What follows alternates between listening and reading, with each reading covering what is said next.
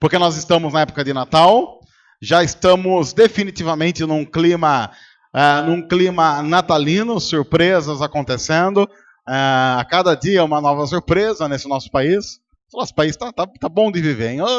A cada semana, hein, gente? Eu quero dizer, a nossa igreja, o ano que vem vai completar 10 anos. E como a nossa igreja, quando ela começou a plantação, tinha esse lance de ser um pouco diferente, então a gente foi vítima de uma série de falatórios e não sei o quê. E, bom, mas isso aí são águas passadas. Eu estou dizendo isso porque antes que alguém fale qualquer coisa, nós não temos ninguém da nossa igreja na lista da Odebrecht, pelo que eu saiba. Temos alguém aqui? Porque tinha tanta gente na lista da Odebrecht que eu já fiquei procurando o meu nome lá. Falei, vai que... Não estou sabendo, mas... né? Alguém aqui está na lista da Odebrecht? Hã? De repente usaram o nosso nome, porque o pessoal eles usam. Às vezes você teve... Porque Piracicaba, inclusive, eu não sei quantos viram a gambiarra que fizeram num banco aqui na cidade. Não vou falar o banco, porque fizeram praticamente um caixa eletrônico em cima de um caixa eletrônico. Não sei quantos receberam esse vídeo. Que maravilha. Aqui em Piracicaba nós estamos para frente mesmo. De repente, você, sem querer lá, você deu seu nome para alguma coisa, você descobre que você está na lista da Odebrecht. Pensou? Você, de repente, tranquilo em casa, aparece o japonês da Federal, e você lá assim, mas o que será que era? Bom, eu estou dizendo tudo isso para falar que nós estamos nessa época de fim de ano e nós estamos misturando esses sentimentos, né? Porque é Natal, mas ainda não se fala muito sobre Natal, porque tem tanta coisa acontecendo em nosso país que os assuntos vão se misturando. Eu acho que esse ano, basicamente, a gente só vai mesmo entrar no clima de Natal lá no dia 24. E se não tiver alguma surpresa. Talvez lá no dia 24 de dezembro, lá pelas 10 horas da noite, você pensa assim, bom, agora eu vou pôr a roupa de Natal, hein? Já que não aconteceu nada, acho que vai ter Natal. E aí, talvez, lá no dia 24, pelas 10 horas da noite, a gente, enfim, vai entrar num clima natalino. E nós pegamos esse clima de Natal e também distorcemos um pouco esse clima todo festivo, bonitinho, gostosinho de Natal para falar sobre um assunto que tem sido meio a tônica de muitas conversas por aí, que é esse lance de aborto. E é importante poder usar esse tempo para falar sobre isso, porque a gente tem que lembrar que o Natal só acontece porque Maria, mesmo tendo todos os motivos para fazê-lo, não abortou. E nós vimos isso na semana passada. Eu não vou voltar ao assunto da semana passada, porque você tem aí a mensagem na internet, no YouTube, caso você queira relembrar, acompanhar algumas coisas. Mas nós estamos usando esse tema aí, Natal e Maria não abortou, para justamente demonstrar que as bases do cristianismo sempre aconteceram a partir de perspectivas improváveis e não muito convenientes. Cristãos que prezam por uma religiosidade conveniente optaram pela religião errada. Porque o cristianismo nunca foi, não é e jamais será a religião daqueles que gostam de ficar na zona de conforto. Porque o cristianismo nunca deixou isso acontecer na vida dos seus seguidores sérios. Você tem vários versículos para isso. Você tem um versículo, por exemplo, em que Paulo, ao falar sobre a vida dele, ao falar sobre como ele vive, ele diz, não sou mais eu quem vivo, Cristo vive em mim. Dizendo, olha, acontece que chega um ponto em que o cristianismo nos ensina que não importa mais o que eu quero, importa o que Deus quer. Se eu entreguei a minha vida a Ele, a vida é dele, Ele faz da minha vida o que Ele quiser. Quer eu goste, quer eu não goste. Lembrando, porém, que na grande maioria das vezes, a gente não gosta do que Deus faz. Porque Deus sempre tem a vontade dele, a gente crê nisso. Nós cremos que a vontade de Deus é boa, perfeita e agradável, mas é boa, perfeita e agradável para o reino dele. E às vezes essa vontade boa, perfeita e agradável de Deus nos coloca em rolo, nos coloca em grandes encrencas. A gente gosta de pecar, a gente gosta de enfiar o pé na jaca, a gente gosta de viver a vida do nosso jeito, a gente gosta de fazer as coisas de acordo com as nossas próprias perspectivas. E a Bíblia diz, besteira, tudo isso é besteira, tudo isso é passageiro, ou você vive de acordo com os preceitos eternos que tem a ver com Deus, ou você vai vivendo essa vidinha aí idiota que a maioria das pessoas vão vivendo por aí. E aí a gente chega num ponto em que alguém vai dizer, ok, mas essa conversa é conversa de religião. Porque uma coisa é, numa igreja, as pessoas falarem assim, somos contra o aborto. Que tudo bem, a igreja, sei lá, tem preceitos morais e éticos que ela tira da Bíblia e vai tentar viver de acordo com o que ela leu ou interpretou na Bíblia. Agora, querer que o mundo viva de acordo com preceitos morais e religiosos, aí não dá. Eu estou dizendo isso porque várias vezes que a gente coloca alguma coisa sobre a valorização da vida, e a gente vai falar muito sobre isso hoje, alguém diz assim, não, mas essa é uma questão moral. Então, tudo bem que os religiosos, dentro da sua religião, falem contra o aborto. Mas querer colocar isso e mexer com lei do país contra isso aqui não dá. É interessante porque, geralmente, quem fala isso, você pergunta para a pessoa assim, você acha que matar é certo ou errado? Eu não estou falando de feto agora, matar. De repente, eu, por algum motivo, seja lá qual for, eu matei o Maurício. A gente, sei lá, teve uma desavença, eu estava armado, tirei, dei um tiro nele e matou. E aí eu falo assim, o que vocês acham? Posso fazer isso? Não, não pode. Mas por que não? Porque é errado. Errado por quê? Veja que, a partir do momento em que alguém diz é errado, ela entrou numa questão moral. Você vai dizer assim, não é questão moral, porque é uma questão legal, porque a lei diz que não se deve fazer isso. Ok, mas a lei, veja, a lei que diz que eu não devo matar, está, quer eu queira, quer eu não queira, ligado a um preceito moral, que diz que a vida é importante. A lei só existiu como lei, que diz que eu não devo matar, a partir de um preceito moral. Isso sem nem entrar na questão de que a ordem não matarás está expressa de maneira muito clara lá em Êxodo capítulo 20, nos 10 mandamentos. Há uma base de moralidade que diz, não, você não pode matar o Maurício, porque a vida do Maurício vale alguma coisa. Quando eu digo a vida do Maurício vale alguma coisa, eu já estou entrando em questões morais. Quem disse que vale alguma coisa? A partir de quais princípios você está dizendo que vale alguma coisa? Até porque, se eu não posso tentar legislar a partir da moralidade religiosa, eu diria para você assim, sabe por que eu tinha uma arma e eu atirei no Maurício naquela briga? Porque eu sou mais forte do que ele. E nós vivemos, e todos nós sabemos, da teoria tratada como palavra final da evolução, que diz o quê? O mais forte elimina o mais fraco. Essa é uma questão de perpetuação da espécie. A teoria da evolução diz o quê? O mais forte elimina o mais fraco. Então, eu posso matar o Maurício. Claro que eu não posso, porque qual é o principal argumento? Matar é errado, é moral. Por trás disso, há um conceito moral. E aí vem o pessoal dizendo assim, não, a igreja não pode tentar legislar moralidade. Mas as nossas leis estão baseadas em moralidade, quer a gente queira, quer não. Quer ver só? Então não vamos falar de matar. Roubar é errado? O que vocês acham? Roubar. Já que nós estamos falando de delações, e citações nas delações, e desvio de não sei quantos milhões, e não sei o quê, nós estamos, como país, indignados porque tem um monte de gente roubando. Mas roubar é certo ou errado? O que vocês acham?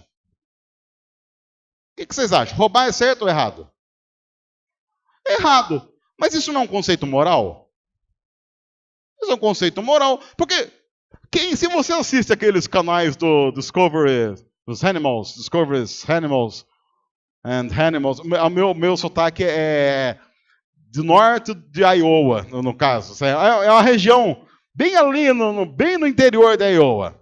Você assiste aqueles canais de animais, não sei o quê, aí você vê que é interessante. Aí um animal, ele está caçando, ele caça lá, ele consegue caçar uma presa. Aí fica um monte de animal em volta tentando fazer o quê?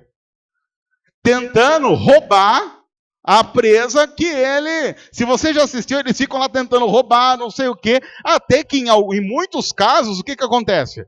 Os animais que não caçaram conseguem roubar a caça daquele que caçou. E aquele que fez todo o esforço de caçar, fica sem o alimento. E às vezes até morre de fome porque ele foi roubado. Como é que nós chamamos isso? Nós chamamos isso de lei da sobrevivência. Sobrevive o mais forte. Agora, se nós estamos falando apenas do mundo animal, quando alguém roubar você lembre-se da lei da sobrevivência. Bom, eu fui mais fraco. Fazer o quê? Tem que deixar. Olha, que pena. Na cadeia da sobrevivência eu não estou lá em cima. Estou aqui embaixo. Então, se você acha que legislar moralidade está errado, por favor, na próxima delação da Odebrecht, diga assim, normal. Eles têm a capacidade de fazer, têm as armas para poder fazer, têm as leis ao seu dispor para poder fazer, então que façam. Ué, tá certo. A gente não vai poder querer agora trazer um princípio bíblico de que roubar é errado para dizer que o país está errado. Isso é moralidade. E o nosso país não pode tratar de moralidade. Ora, não é assim que se vive. A gente fica indignado com as pessoas roubando porque nós sabemos isso é moralmente ruim. Não é apenas o fato de ser contra a lei. É o fato de ser totalmente imoral. A gente não olha para aqueles bichinhos roubando comida um do outro e fala assim, olha, roubar é certo, tá vendo? É a sobrevivência do mais forte. Se o mais fraco não conseguiu proteger nem a sua própria comida, então que morra. Então nós diríamos assim, olha, se o bandido entrou na sua casa, roubou tudo que tinha, se você não presta nem para proteger a sua casa, então tem que ser roubado mesmo. Ora, não é assim que se vive. Mas é assim que os argumentos têm sido colocados contra fetos de 3 meses. O mais fraco, aquele que não tem voz, aquele que não consegue se defender. Diante, inclusive, de algumas pessoas que dizem frases do tipo, meu corpo, minhas regras. Para um argumento ser válido, ele tem que sempre ser levado às últimas consequências. Meu corpo, minhas regras. Imagine uma sociedade em que todos os seres humanos façam do seu corpo o que eles quiserem, como quiserem e quando quiserem. Essa sociedade não subsiste. E falando agora em termos religiosos, é inadmissível, por exemplo, que cristãos pensem na possibilidade dessa regra. Meu corpo, minhas regras. A Bíblia diz que o nosso corpo é templo do Espírito Santo. Então ele não é nosso. Ele não nos pertence. A mordomia do corpo faz parte de um projeto de vida espiritual que diz: o nosso corpo é templo do Espírito Santo. Eu simplesmente não posso fazer com ele o que eu bem entender. Porque nada é meu nesse mundo. Tudo é de Deus. Agora vamos para alguns textos, porque a gente precisa pensar na valorização e dignidade da vida. Mas antes eu quero começar sobre um texto que eu acho que está lá em Êxodo, é isso? Êxodo 21, versículo 22 ao versículo 25. Veja um preceito legal que havia lá em Israel, porque muita gente diz assim, não, mas a Bíblia não fala sobre aborto. A Bíblia não tem um versículo dizendo não abortarás. Mas veja o que a Bíblia fala. Se homens brigarem e ferirem uma mulher grávida, e ela der à luz prematuramente, não havendo, porém, nenhum dano sério à mãe e ao feto, o ofensor pagará a indenização que o marido daquela mulher exigir, conforme a determinação dos juízes. Ou seja, 2 homens brigaram, feriram uma mulher grávida, mas acontece que tanto a mulher como o feto, embora talvez feridos, foram preservados, não morreram. Os juízes estipulariam uma multa que deveria ser paga ao marido da mulher grávida. Mas, se houver danos graves, como, por exemplo, matou o feto, brigaram, feriram uma mulher grávida, e a criança morreu ou a mulher morreu. Qual é a pena? Vida por vida.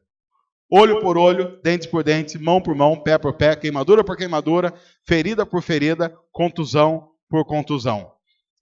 Esse texto é importante porque ele estabelece um princípio que agora nós vamos ver. É um princípio não questionado em toda a Escritura. O feto na barriga de uma mulher é considerado uma vida com toda a sua plenitude. Quando se fala na Bíblia da dignidade da vida, a Bíblia não trata da dignidade da vida apenas daquele que nasceu.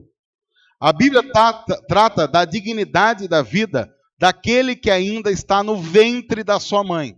Tanto é que a própria lei estabelecia: se você feriu uma mulher grávida e matou o feto, você vai pagar com a sua vida. Por quê? Vida por vida. Em nenhum momento a Bíblia vai estipular o seguinte: aquela vida, por estar dentro da barriga da mãe, por ainda não ter nascido, não é uma vida na sua totalidade. Não. O que está estabelecido na lei desde Êxodo é: aquilo que está sendo gerado já é um ser humano. Nós vimos o texto de Maria e Isabel e nós não vamos voltar para ele, mas lembre-se, o pressuposto bíblico é de que a vida é algo programado por Deus muito antes, inclusive, de haver a fecundação. Próximo texto. Salmo 139, versículo 13 ao versículo 16. Na verdade, eu indicaria para você ler todo o Salmo 139. Mas o Salmo 139 é aquele salmo que começa assim: Senhor, tu me sondas, o Senhor me conheces, o Senhor sabe quando eu me assento, quando eu me levanto. De longe o Senhor penetra os meus pensamentos, o Senhor esquadrinha, mede o meu andar. E durante todo o salmo, ele vai demonstrar o seguinte: Deus me conhece profundamente. A ideia do Salmo 139 toda é essa: Deus conhece a nossa vida centímetro por centímetro dela. Há inclusive um versículo que diz assim: eu, antes de falar alguma coisa, Deus já sabe o que eu vou falar. Ele já conhece todas as coisas. De uma tal forma que, claro, Deus não é pego de surpresa. Não há nada que eu vá fazer que, de repente, Deus tenha que chamar uma reunião de emergência, igual o Temer está fazendo agora, chamando o pessoal lá e falando assim: ó, gente, aconteceu um rolo aí, vamos ter que ver o que a gente vai fazer, o que a gente solta na mídia, para dar uma amainada no acontecimento. E aí, de repente, sei lá, você resolveu fazer uma viagem, aí você está lá na praia, aí Deus olha para a praia e fala: mas nem sabia que fulano estava na praia, tá vendo só? Olha o Dorival na praia. Quem é que sabia que o Dorival estava na praia? Vamos fazer um esquema agora de tentar proteger o Dorival na praia, porque você sabe, Dorival na praia é risco. Então já protege, manda uns 600 anjos, se ele entra na água já manda 1.200, porque é risco, é rola, é um perigo iminente. E por aí vai. Não, nós não temos isso relatado na Bíblia. Nós temos Deus cuidando antecipadamente de cada parte da vida do ser humano. E veja o que ele diz no meio do Salmo 139.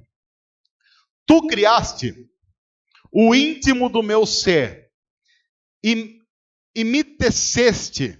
É o trabalho de um tecelão mesmo. É o trabalho de alguém que está construindo cada parte. E me teceste no ventre da minha mãe. Veja que Deus, segundo o Salmo 139, está construindo a vida em sua plenitude no ventre da mãe daquele que está escrevendo o Salmo. E ele está estabelecendo isso como um princípio para todo ser humano. Deus nos constrói, nos molda, vai formando a nossa vida plenamente quem nós somos no ventre da nossa mãe. Eu te louvo, porque me fizeste de modo especial e admirável. As tuas obras são maravilhosas, disso eu tenho plena certeza. E veja agora, meus ossos não estavam escondidos de ti, quando em secreto fui formado, e entretecido como nas profundezas da terra. Ele agora está usando uma linguagem muito poética, e ele diz assim: os meus ossos não estavam escondidos de ti, ou seja, o Senhor já sabia sobre todos os meus ossos, quando em secreto eu fui formado. O que ele está querendo dizer? O que o salmista está falando sobre ser formado em secreto? O que ele está dizendo é o seguinte: um dia, papai e mamãe estavam lá no escurinho. Lembra do Barry White que eu falei na semana passada? Lá tocar o Barry White. O papai e a mamãe estavam lá no secreto, no escurinho. E aí eles fizeram lá um Love is in the Air. De novo, eles fizeram lá um Love is in the Air. E aí eu fui formado.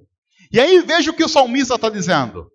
Quando eu fui formado em secreto e entretecido como nas profundezas da terra, ou seja, ele está fazendo uma analogia muito clara ao relacionamento sexual e ao encontro dos órgãos sexuais, dizendo de maneira mais cristã possível. E aí ele diz, quando isso estava acontecendo, ou seja, quando havia apenas um óvulo e um espermatozoide, e eles estavam se encontrando na beleza da procriação, os meus ossos não estavam escondidos de ti. O que o salmista está dizendo é, o Senhor já sabia sobre os meus ossos, ou seja, o Senhor já conhecia o meu corpo, a minha formação, os meus membros, quando o papai e mamãe ainda estavam tendo a relação sexual que iria fazer com que a minha vida fosse gerada. Em outras palavras, ele está dizendo o quê? Eu já era, aos teus olhos, quem eu sou, antes mesmo de papai e mamãe terem transado. A minha vida não é um acidente. A minha vida é algo programado pelo Senhor. De uma tal forma que ninguém pode, então, dizer que com um mês aquele feto dentro da barriga da mamãe, depois a mamãe e o papai terem se conhecido no escuro, não é alguém potencialmente de acordo com a vontade de Deus. Porque os meus ossos já estavam determinados, o meu corpo já estava determinado pelo Senhor quando eu fui formado no ventre da minha mãe. Os teus olhos viram o meu embrião. Os teus olhos, segundo o texto, não viram qualquer embrião que viria a se tornar alguém que não estava determinado quem era ainda. Ele está dizendo, os teus olhos viram o meu embrião. Aquele embrião não tinha nome legalmente falando, porque papai e mamãe não tinham ido ao cartório para registrar a criança. Mas Deus já sabia quem ele seria. Os teus olhos viram o meu embrião. Uma pessoa, determinado, um sujeito. Todos os dias determinados para mim foram escritos no teu livro. Quando? Antes de qualquer um deles vir a existir. A pergunta que precisa ser respondida diante de um salmo como esse é: quando é que Deus determinou quem eu seria? Quando minha mãe engravidou? Ou muito antes da minha mãe, inclusive, nascer? Segundo o texto, Deus determinou quem eu seria muito antes, inclusive, da minha mãe, da minha avó, dos meus bisavós terem nascido. É claro que isso significa dizer que quando a minha mãe engravida, quando ela está grávida de 2 dias, 3 dias, quem é que está no ventre dela? Eu. O José Marcos está lá. Não é, como algumas pessoas têm vendido por aí, um nada. Vendendo a imagem de que, como o feto de um elefante e de um ser humano tem o mesmo formato até 2 meses, não dá nem para você diferenciar quem é um, quem é outro, não dá para diferenciar. Então, você pode matar tanto um quanto o outro. Aliás, diga-se de passagem, pequeno parêntese, é muito interessante que a maioria das pessoas pró-aborto é favorável a que você não faça o mesmo com cadelinhas, mas que você faça um projeto de cuidado dos bebezinhos, cadelinhos que vão nascer. Aí os fetinhos a gente mata. Bom, só para dizer, eu não sou favorável a nenhum nem outro. Se você, eu só estou dizendo que a dignidade da vida chegou ao cúmulo do cúmulo, do cúmulo, do cúmulo, do cúmulo e do cúmulo. Próximo texto. Jó, versículo 31, 13 e 15. Lembre-se de Jó. Jó é o cara que sofre. Jó é aquele cara que tinha tudo. Jó é aquele cara que ele é azarado na vida. E aí ele faz uma declaração interessante falando sobre ele mesmo. Esse é o momento em que Jó ele vai dizer assim: não é justo que eu esteja passando pelo que eu estou passando. Porque eu não sou tão ruim assim. Os amigos de Jó estavam dizendo assim para ele: ó, você deve estar passando por isso, que você deve estar com algum pecado oculto. Sabe aquela coisa assim, olha, se você vasculhar bem, tem coisa aí. Tem coisa aí, vasculha aí que tem alguma coisa. Nesse texto, Jó vai dizer assim: gente, não tem. E aí veja o que ele diz. Se eu neguei justiça aos meus servos, ele está falando de quem ele é. Ele está dizendo, olha, eu sou uma pessoa ruim. Mas se eu neguei justiça aos meus servos e servas, quando reclamaram contra mim, o que eu farei quando Deus me confrontar? Ele está dizendo, olha, vocês estão dizendo isso, eu estou dizendo que não. Mas tá bom, mas se eu fiz isso, lembre-se que eu não vou ter argumentos diante de Deus. O que eu vou responder quando chamado a prestar contas? Aquele que me fez onde? No ventre materno. Aquele que me fez no ventre materno. Não fez a eles também? Não foi ele quem formou a mim e a eles? No interior de nossas mães? Veja como toda a Bíblia vai tratando a dignidade da vida. E a dignidade da vida está estabelecida por quê? Porque foi Deus que fez. Não havia essa discussão contrária a qualquer dignidade da vida. Tanto é que sempre foi estabelecido em Israel o seguinte: o único que pode tirar a vida de alguém é Deus. Porque só pode tirar a vida de alguém aquele que deu a vida. Aquele que deu a vida é o dono da vida. Ninguém tem autorização nenhuma, em nenhum momento e em nenhum lugar, de tirar a vida, porque nós não somos os proprietários dela. Isaías 44, versículo 2 diz assim: assim diz o Senhor, aquele que o fez e que o formou onde? No ventre, e que o ajudará. Não tenha medo, ó Jacó, meu servo, a quem escolhi. Ou um pouco mais para frente, no versículo 24 de Isaías 44. Assim diz o Senhor, o seu Redentor, que o formou onde? No ventre. Eu sou o Senhor, que fiz todas as coisas, que sozinho estendi os céus, que espalhei a terra por mim mesmo. E aí Deus vai fazer uma declaração da sua grandeza, Criador de todas as coisas, que começa estabelecido dizendo: eu criei o ser humano no ventre. A partir da dignidade da vida, que está em Deus, algumas coisas precisam ser muito bem estabelecidas pela igreja e numa sociedade que queira ser minimamente correta. A primeira delas, um feto, seja ele filho de quem for, e em qual situação for, não está à nossa disposição. Deixa eu dizer isso porque parece estranho ter que dizer isso, mas é importante. Um feto não está à nossa disposição. Um feto, inclusive, não é propriedade da mãe. Ele é filho daquela mulher, mas não é propriedade dela. De uma tal forma que a mãe possa fazer do feto o que ela bem entender.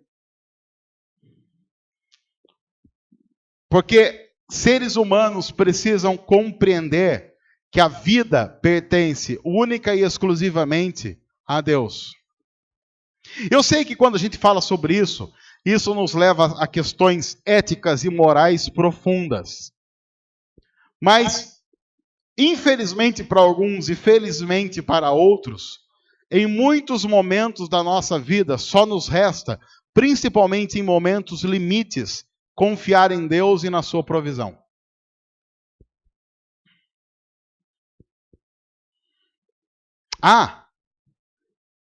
Antes, inclusive, de continuar, deixa eu dizer algo que talvez seja muito retrógrado, mas eu preciso dizer apenas para manter esse ar retrógrado em nossa conversa. A gente precisa lembrar que talvez essa conversa não estaria acontecendo se os nossos padrões sexuais não fossem tão deturpados, não é? Eu acho que muito dessa conversa não aconteceria se os nossos padrões sexuais não fossem tão deturpados assim. Eu não vou entrar no mérito, mas hoje o filho de uma cantora, não sei quantos viram que o filho de uma cantora morreu hoje. Eu não sei se é cantora que fala, mas é funkeira que fala, funkeira. Porque falar cantora, Elis Regina era cantora, né? Morreu hoje o filho de uma funkeira. E ela foi correndo. Ele morreu vítima de tiro. Lá no Rio de Janeiro. E aí, claro, e ela colocou na rede social dela, assim, a indignação dela, dizendo que a polícia matou o filho dela. Não sei quantos viram isso. Né? Daí eu pensei, eu vou ver lá a reportagem, porque, olha, né? O que será que a polícia fez? A polícia deve ter sequestrado o menino, que estava lá na casa dele jogando videogame ou estudando a Bíblia, tirou ele de dentro da casa dele, colocou na rua e deu um tiro. Quer dizer, se a polícia matou, né, a criança de 19 anos, pensei, deve ter feito isso, né? Aí eu descobri que, olha, o menino é traficante, foi troca de tiros com a polícia. Eu falei, ué.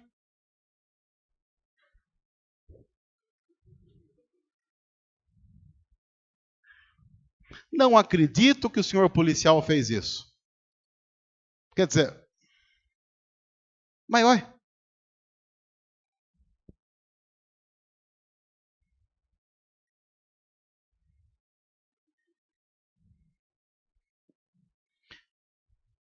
Eu estava até vindo para cá e eu vi um poste fazendo xixi no cachorro e não me assustei. Porque é basicamente assim que o nosso país agora... Vejam como há uma deturpação de padrões estabelecidos. Agora, claro que quando eu falo sobre isso, entra aquela conversa do tipo assim, mais a polícia, blá, blá, blá, blá, blá, mais não sei o quê. Blá, blá, blá. Eu falo assim, olha, eu particularmente tenho que tomar muito cuidado ao falar sobre policiais, porque sim, há policiais corruptos? Claro que há.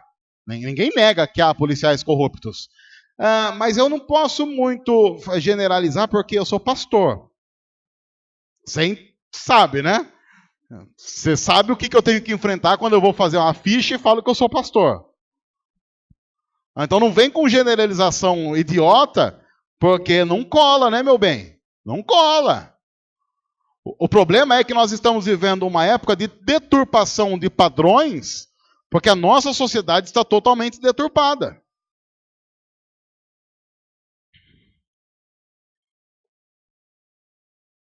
Numa sociedade deturpada, as pessoas deixam de ser importantes. As pessoas deixam de valer. Claro que de acordo com os padrões da moralidade do nosso mundo.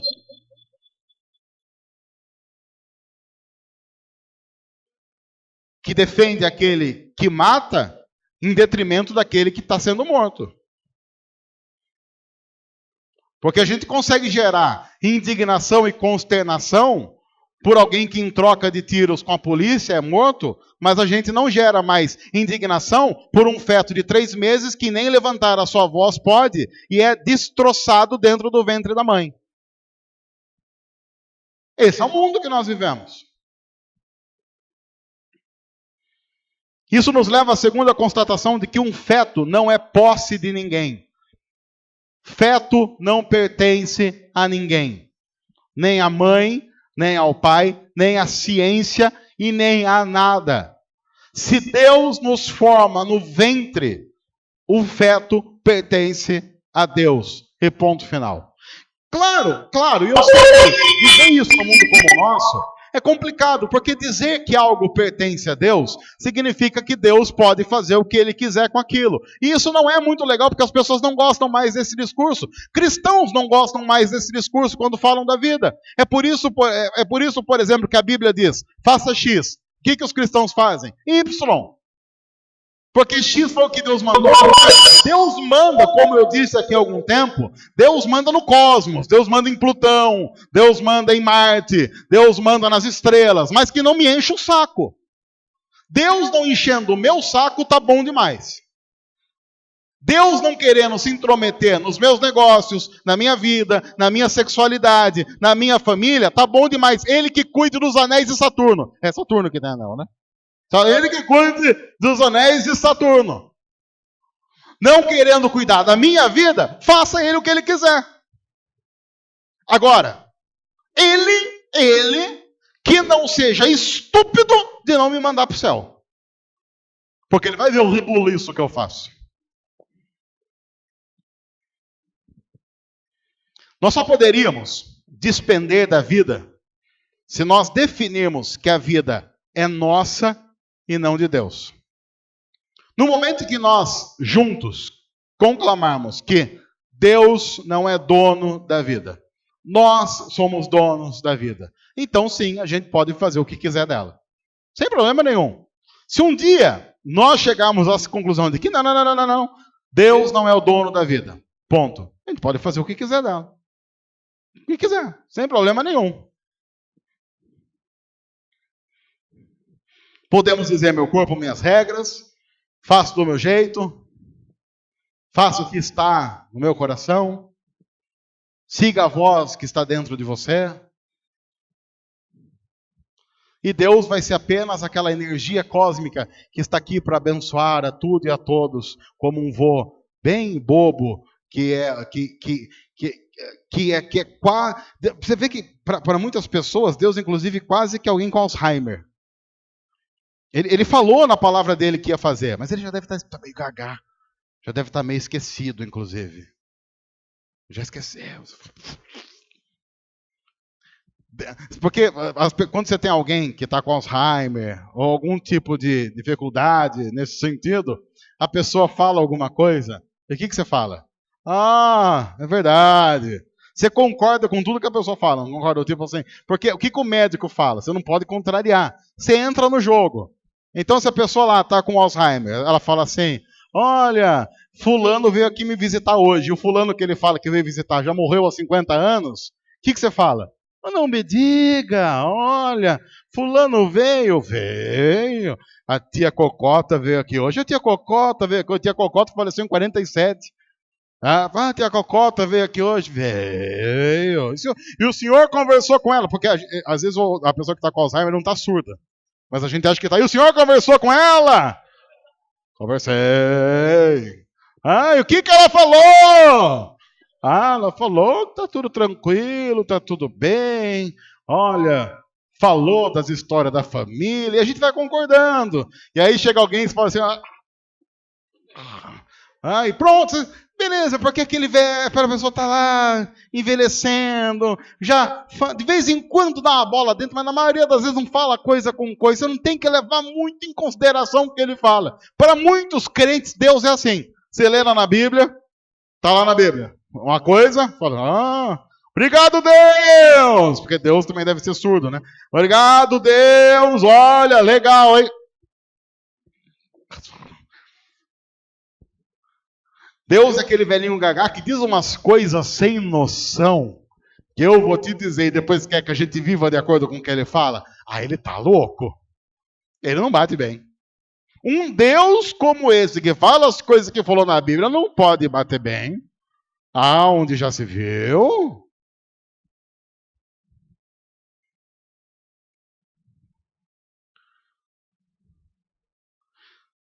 Já imaginaram a consternação de muitos cristãos quando chegarem diante de Deus e descobrir que tudo que ele falou era sério? E descobrir que Deus leva a sério a palavra dele? É por isso que Jesus diz: muitos vão chegar naquele dia e falar assim: mas nós fizemos tanta coisa. E ele vai falar assim: mas eu não conheço vocês. Agora eu estou com Alzheimer mesmo. Eu não lembro de vocês. Faço ideia de quem vocês sejam. Nunca conheci. Mas a gente chegou a ser batizado lá.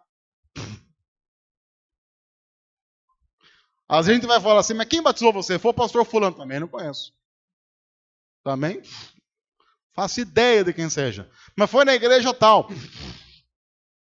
Mas você só vai falar de coisa que eu não conheço? Mas eu cantava. Cadê o pessoal da música aqui? Parei, tá. Eu cantava. Cantava o quê? Cantava música X também, não conheço.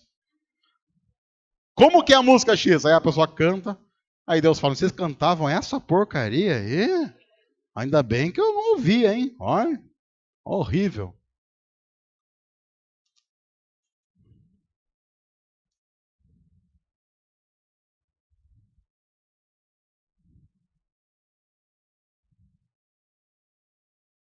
Eu espero que a gente sempre ria dessa história. Eternamente, inclusive. Eu espero que a gente chegue e fale, beleza, Mas muitas pessoas brincando de um Deus com Alzheimer, que fala umas besteiras que a gente deve desconsiderar porque ele é muito idiota. Ele é muito tonto. E ele deixou um livro que é uma piada. É uma piada esse livro que ele deixou. Piada. Umas coisas loucas que ele fez. Dá vergonha de falar na roda dos amigos o que ele fala. Só porque Deus é muito bobo. Você não sabe, gente. Deus é tão bobo que tem umas coisas que ele fala na Bíblia que dá uma vergonha da gente falar na roda de amigos. A gente até finge que não sabe se alguém pergunta, porque é muito tonto. É muito tonto. Ai, às vezes a gente sabe que tem que falar umas coisas que, segundo o que a gente sabe, está na Bíblia. Mas Deus colocou umas coisas tão tontas na Bíblia que a gente não fala que dá vergonha. Vamos combinar, dá muita vergonha do que Deus fala na Bíblia. Ai, esse Deus, viu? É um brincalhão mesmo. Olha, esse Deus. Eu não sei quem ele pensa que é. Eu não sei quem ele pensa que é para falar essas coisas. Eu acho que ele quer falar essas coisas só para sacanear a gente, para falar assim, uns tontos repetindo o que eu falo. Olha lá. Vai chegar no fim, eles vão descobrir que era tudo mentira. O mundo era uma grande sacanagem. Deus, na verdade, era um dos diretores, tipo Monty Python evangélico, tipo um Hermes e Renato da vida real, e Deus é o Joselito do Hermes e Renato. Se você não sabe o que é isso, procura lá no Google, tem umas coisas legais. Deus é mais o Joselito, ele não sabe brincar. E aí, quando ele quer sacanear, ele fala umas coisas idiota pra gente, do tipo céu, Jesus, cruz, pecado, arrependimento. Eu fico feliz. Eu estava até lendo hoje uma pessoa evangélica colocando no Facebook, sabe que bonito, não me arrependo de nada. Eu falei, mas não arrepende de nada? Se não arrepende de nada, coitada vai para o inferno, porque a Bíblia diz que um dos pressupostos, a regeneração, a salvação, a justificação é o arrependimento. Se ela não se arrepende de nada, provavelmente essa pessoa que diz que não se arrepende de nada está agora louvando a Deus na igreja. Eu não me arrependo de nada. Eu não me arrependo, Senhor. O Senhor disse que eu deveria me arrepender, mas o Senhor é um velho com Alzheimer que não sabe nada. Aleluia. Mas não esquece de dar minhas bênçãos, que eu gosto das bênçãos, Senhor. Eu estou mais interessado em não ir para o inferno do que para o céu. Se o céu for só Jesus, eu não quero ir. Te amo, Senhor. Aleluia.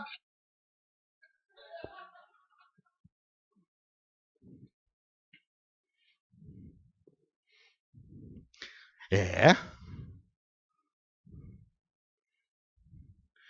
Aí, segundo a Bíblia, olha só que coisa. Segundo a Bíblia, por que a gente pecou? Pecou. Pecar é tão relativo, né, gente? Que é pecado para um, não é pecado para outro. Embora a Bíblia diz que o pecado tem a ver com a nossa desconexão de Deus. Mas a Bíblia, não se esqueça, é o livro desse Deus aí que... Né? Aí o que esse Deus faz? Olha que coisa, segundo a Bíblia. Ele manda o Deus Filho, porque ele acha que a gente não dá conta de resolver a nossa parada com ele. Aí ele manda o Deus Filho para morrer na cruz em nosso lugar. Ai, que piada de mau gosto. Até muito idiota para fazer isso. Ele não sabia que a gente ia pegar tudo isso e cuspir nisso. Da cruz. Aí pegam, colocam uma coroa de espinho nele. Coroa de espinho. Coroa de espinho. Coroa de espinho. O pessoal fica furando o ladinho dele. Ficam dando chicotadinha. Isso é legal. Só foi legal pro Mel Gibson fazer filme depois. A única coisa que prestou consideração. Fazer os filmes no final de ano, tem os filmes de Natal, e na Páscoa agora tem os filmes da Paixão de Jesus, ou para fazer uns desenhos legais em vitral de igreja. Porque do resto, gente, mudou alguma coisa? Mudou nada. Mudou nada, gente. O que é isso? Mas para quê? Ai, Jesus morreu no meu lugar. Mas, cara, para quê? Que mal... Ai, que dinheiro jogado fora. Podia investir em outras coisas. Sei lá, podia fazer outras coisas. Tem muita coisa, mais coisa legal para Deus fazer. Tem muito mais coisa interessante. Você notou como ele está gaga? Você notou? Ele não está fazendo coisa com coisa. E aí, ele deixa isso escrito na Bíblia achando que a gente vai viver de acordo com isso. Quer dizer, se Deus sabe todas as coisas, ele já devia saber que a gente não ia fazer isso. Então, para que perder tempo? Vai perder tempo com besteira? Notou? Só alguém que está muito gaga perde tempo com besteira desse jeito, gente? Ele sabia que a gente não ia fazer isso. Não vai. Tanta coisa importante para a gente fazer. A gente vai se preocupar com isso. De um Deus que não falou umas coisas com coisas, de repente aparecia do nada, engravidava uma virgem. Engravidava uma virgem. Ele podia ter vindo, ter feito Jesus nascer do nada, pá, ele vem engravida uma virgem. Quer dizer, não dá, ele não ajuda a gente. Você vê que ele não ajuda a gente. E agora ele vem falar, dentre outras coisas, segundo o preceito dele, não pode matar os fetos. Não pode matar os fetos. A gente mataria Jesus de novo, não vai matar um feto? Quem crucificaria Jesus de novo para ele calar a boca, não mataria um feto?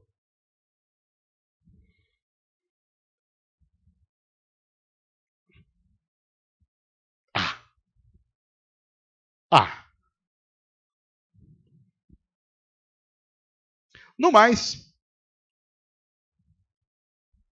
Feliz Natal a todos. Que Deus os abençoe. Que a gente coma bem no Natal. Que a gente se empanturre no Natal. Porque Natal é paz. Natal é amor.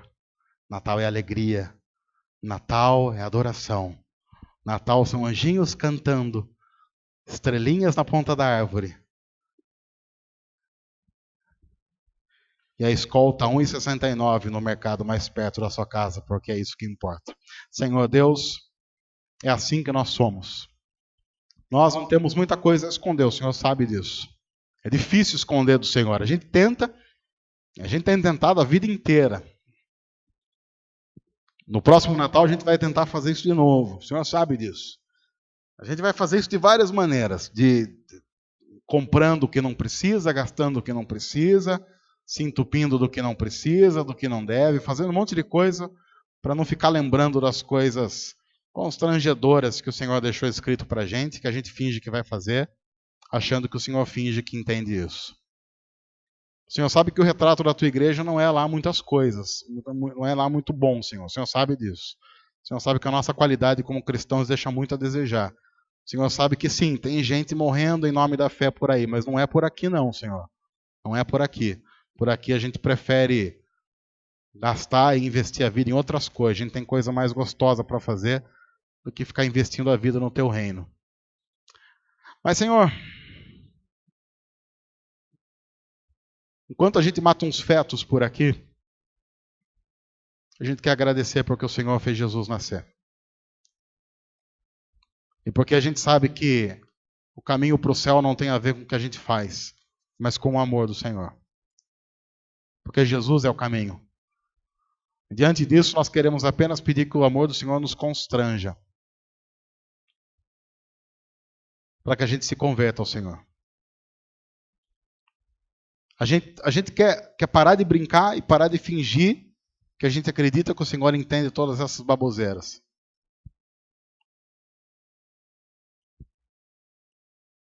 Que a gente quer pedir para o Senhor nessa noite que o Senhor tenha misericórdia de nós e nos converta a Ti. Definitivamente. Para a glória do Senhor. E em nome de Jesus. Amém.